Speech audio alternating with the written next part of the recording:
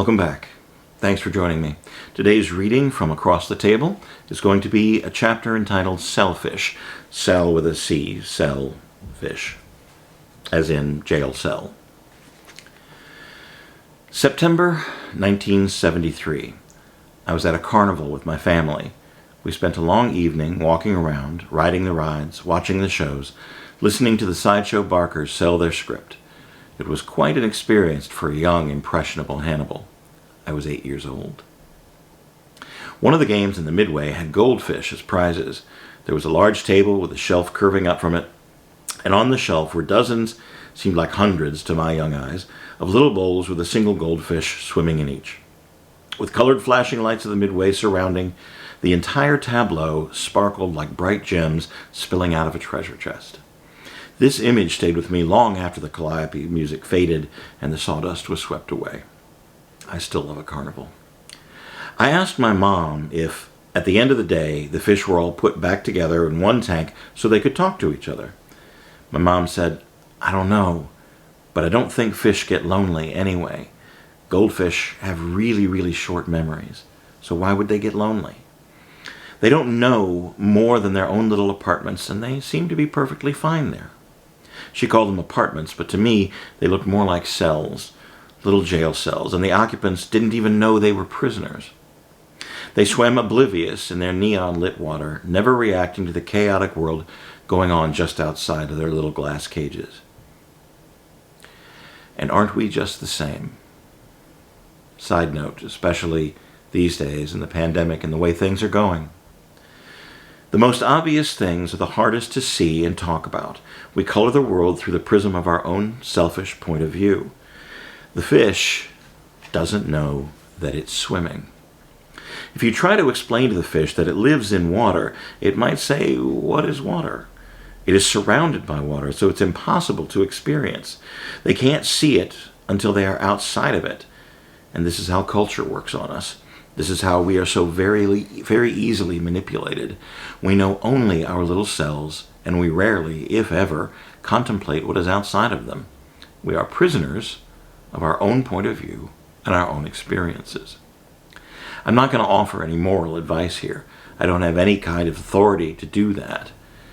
And besides that, this book, this moment, isn't about morality or religion. All I want to do is to become a little more conscious of the reality around me and the beauty of life itself. I want to know that I'm swimming, and I want to be grateful for the water. I yearn to stand in your shoes and perhaps understand how you see the world. Perhaps then we can both be free and at peace. As I get older, I embrace that even more. The more experiences I have, the more people I can talk to and communicate with, especially having been locked down for nearly a year now and not having the communication that I normally have with my audience or the people across the table. The more I value other people's point of view, the more I want to understand, or at least try to understand your heart. I do not understand cruelty, and I do not understand, to a really large extent, I don't understand the thirst for power. It's just something I've never had. Maybe it was the way I was brought up. I don't know. I do understand the power behind kindness. I do understand the universal power of love. And it all starts with communication, feeling out the water around us, not being locked into our own little glass cells, but hopefully intermingling in any way that we can, whether it's virtually over the internet or over the phone or through letters. And letter writing is something that I've embraced a lot more lately. Whatever it is, communication is the power to understanding, and understanding is the doorway to finding kindness, to finding a common ground. Even if we disagree on very vital things, we are all humans, we all have a heart, and we all have an art yearning to get out. I guess really all I'm saying is get your feet wet. Learn what the water is outside of your own glass cell. Learn to love yourself, and then learn to extend that love to others outside your little world. I hope there's love where you are. Thank you for your time. If you've enjoyed what you saw, please hit the like and subscribe button. I've got lots more coming on the way, lots of ideas, more readings, more performance, etc., etc. If you'd like to help support this art and this artist, there's a couple of different ways you can do that. I have a Patreon page, which I'll link to down in the description, as well as right now, currently, I have a limited edition volume of my book across the table, personalized by me directly to you.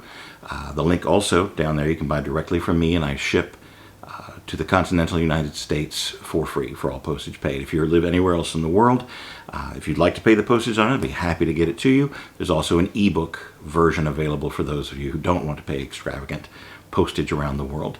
Thank you again for your time, and I look forward to seeing you.